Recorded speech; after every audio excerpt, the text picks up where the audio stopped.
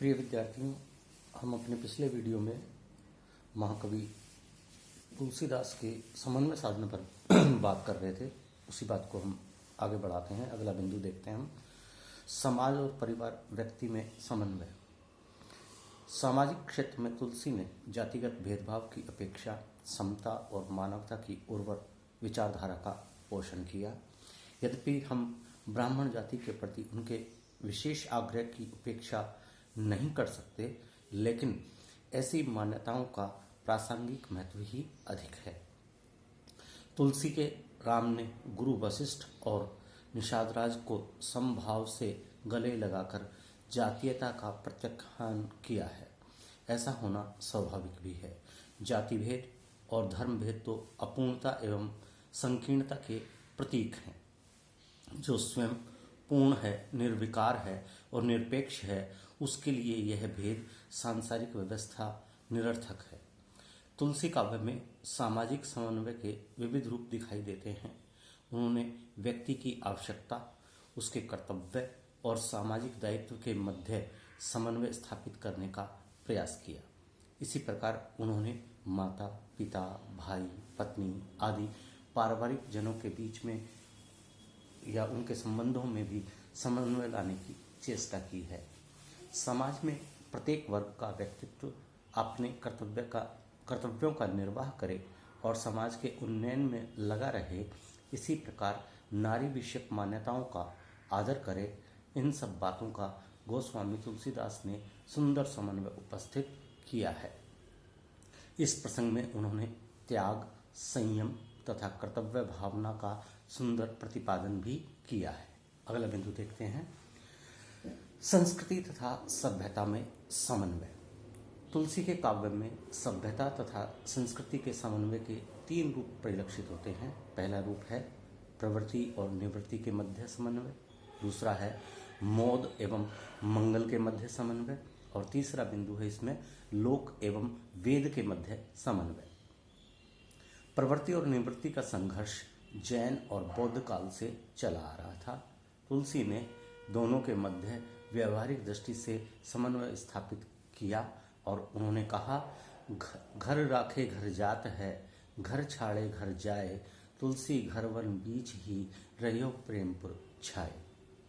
तुलसी ने अपने युग में प्रचलित समस्त विरोधी प्रवृत्तियों, सिद्धांतों और मान्यताओं में समन्वय स्थापित किया। भारतीय संस्कृति, समाज और व्यवस्था की रक्षा के लिए उस काल में ऐसे समन्वय की एक बहुत बड़ी आवश्यकता थी और तुलसी ने अपनी रचनाओं के माध्यम से उस समन्वय को या उस आवश्यकता को पूरा किया। डॉक्टर हजारी प्रसाद द्विवेदी के अनुसार समन्वय स्थापना के इस प्रयत्न में काव्य प्रवाह के प्रति वे अधिक जागरूक न रह सके, अन्यथा मानस का काव्य सौष्ठव मिरेकल की स्थिति तक पहुंच जाता। डॉक्टर ग्रियर्सन ने तुलसी को बुद्ध के बाद भारत का सबसे बड़ा लोक नायक कहा है और वह शायद इसीलिए कि उन्होंने भारतीय समाज में प्रचलित परस्पर विरोधी साधनाओं, जातियों, विचार पद्धतियों आदि का सूक्ष्म अध्ययन कर विकल्प रूप में एक सृजनात्मक पथ प्रशस्त किया। तुलसी को लोक नायक बनाने में उनकी समन्वय साधना विशेष रूप से उल्लेखनीय है। डॉक्टर हजारी प्रसाद द्विवेदी इस संदर्भ में कहते हैं कि समन्वय का मतलब है कुछ झुकना, कुछ दूसरों को झुकने के लिए बाध्य करना। तुलसी को ऐसा करना पड़ा है। यह करने के लिए जिस असामान्य दक्षता की जरूरत थी वह उनमें विद्यमान थी। अगला बिंदु देखते हैं। आध्यात्मिक तथा दार्शनिक चिंतन में समन्वय। जीवन और जीवन के पार रहस्यों का चिंतन, विवेचन अध्यात्म तथा दर्शन का विषय है। इस क्षेत्र में तुलसी ने 2 प्रकार से समन्वय स्थापित करने का प्रयास किया है। पहला बिंदु विभिन्न दार्शनिक चिंतन धाराओं के मध्य समन्वय और दूसरा बिंदु है मनुष्य की केंद्रीय स्थिति और जीवन की सार्थकता में समन्वय। तुलसी का द्वैत और विशिष्टाद्वैत का समन्वित दार्शनिक निरूपण भी उल्लेखनीय है। उनका किसी एक के प्रति कोई विशेष आग्रह प्रतीत नहीं होता है। कुछ विद्वान इसीलिए उनको द्वैताद्वैतवादी सिद्ध करने का प्रयास करते हैं। दर्शन के सर्वहारा समन्वय के कारण ही तुलसी की दार्शनिक मान्यताओं के संबंध में विद्वान एकमत नहीं हो सके हैं। इतना ही नहीं, अद्वैतवाद में भी शंकर और गौड़वाद में अधिष्ठान विषयक जो भेद हैं उनका भी तुलसी ने एकीकरण करने का प्रयास किया है। शंकर और गौड़पाद के तत्व रूप ब्रह्म और शून्य रूप ब्रह्म का तुलसी ने विनय पत्रिका के केशव कही न जाहि का कहिए पद में अत्यंत निपुणता के साथ समन्वय उपस्थित किया है। अगला बिंदु देखते हैं, काव्यशिल्प और भाषा शैली में समन्वय। तुलसी ने काव्य के क्षेत्र में अप्रतिम समन्वयशीलता का परिचय दिया है। उन्होंने अपने समय में प्रचलित दोनों साहित्यिक भाषाओं ब्रजभाषा और अवधी भाषा को समान रूप से अपनाया तथा अपने समय में प्रचलित समस्त काव्य शैलियों एवं काव्य रूपों में काव्य रचना प्रस्तुत की। विनय पत्रिका, कवितावली, गीतावली, हनुमान बाहुक ब्रजभाषा के ग्रंथ हैं तथा रामचरितमानस, रामलला नहचू, जानकी मंगल, पार्वती मंगल आदि अवधि में रचित काव्य रचनाएं हैं। द्रष्टव्य यह भी है कि ये ग्रंथ ब्रज और अवधि के दोनों रूपों ठेठ रूप तथा संस्कृतनिष्ठ रूप में रचित हैं। इसी प्रकार उन्होंने प्रबंध काव्य, मुक्तक काव्य तथा प्रबंधात्मक मुक्तक तीनों काव्य रूपों में रचनाएं लिखी हैं। रामचरितमानस, दोहावली तथा विनय पत्रिका क्रमशः इनके उदाहरण हैं। रामचरितमानस जहाँ प्रबंध रचना है, दोहावली मुक्तक काव्य है और विनय पत्रिका प्रबंधात्मक मुक्तक रूप में हमें देखने को मिलती है। तुलसी के समय में कविता की 6 शैलियां प्रचलित थी। वीरगाथा काल की छप्पय शैली, भक्त कवियों की पद शैली, अवधि के प्रेम काव्यों की दोहा चौपाई शैली, श्रृंगारी कवियों की कवित सवैया शैली, नीति के दोहा शैली तथा रहीम की बरवे शैली। तुलसी ने इन समस्त शैलियों में रचना करके सुखद समन्वय का उदाहरण प्रस्तुत किया। इसके अतिरिक्त तुलसी ने मंगल काव्यों की परंपरा को अपनाकर काव्य क्षेत्र में अपनी समन्वय साधना में 4 चांद लगा दिए। उन दिनों बंगाल में मंगल काव्य बहुत प्रचलित थे। हिंदी में केवल कबीर के नाम पर बनाए गए मंगल काव्य मिलते हैं, जिनके नाम हैं आदि मंगल, अनादि मंगल, अगाध मंगल आदि। मंगल काव्य विवाह और सृष्टि प्रक्रिया स्थापक ग्रंथ हैं। चंद्रबरदाई के रासों में, पृथ्वीराज रासों में संयोगिता को पत्नी धर्म की शिक्षा देने के लिए विनय मंगल नाम का एक अध्याय मिलता है। नंददास द्वारा रचित सुक्तिमणि मंगल मिलता है। इस शैली में भी तुलसी ने जानकी मंगल और पार्वती मंगल नाम के 2 काव्य लिखे।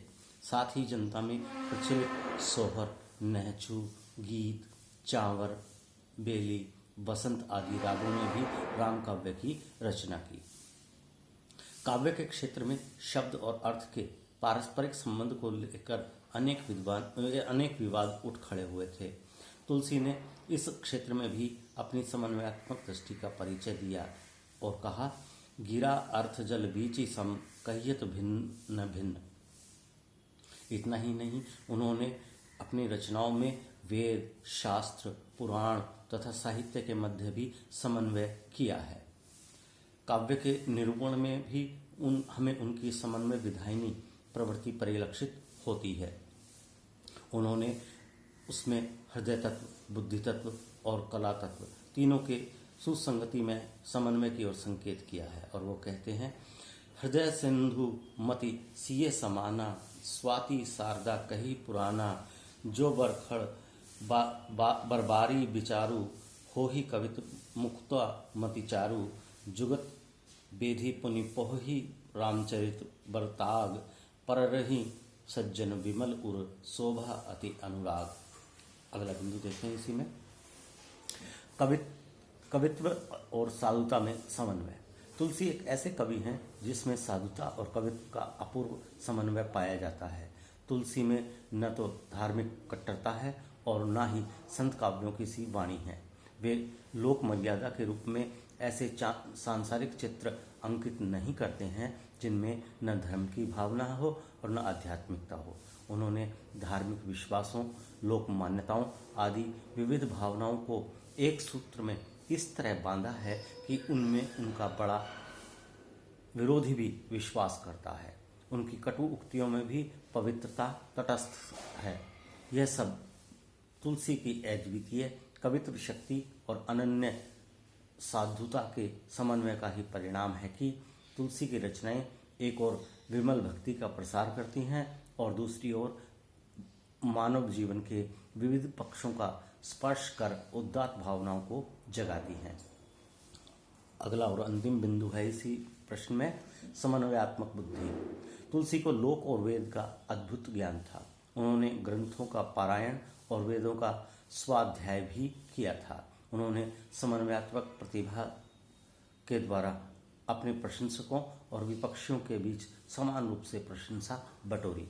उनकी इस विशेषता को लक्षित करके आचार्य हजारी प्रसाद द्विवेदी का ये कथन बिल्कुल सटीक बैठता है कि उनमें केवल लोक और शास्त्र का ही समन्वय नहीं है, वैराग्य और गृहस्थ्य, भक्ति और ज्ञान, भाषा और संस्कृति, निर्गुण और सगुण, पुराण और काव्य, भावावेग और अनासक्त चिंतन, ब्राह्मण और चांडाल, पंडित और अपंडित, रामचरितमानस के आदि अंत दो छोरों पर जाने वाली पराकोटियों को मिलाने का प्रयत्न है।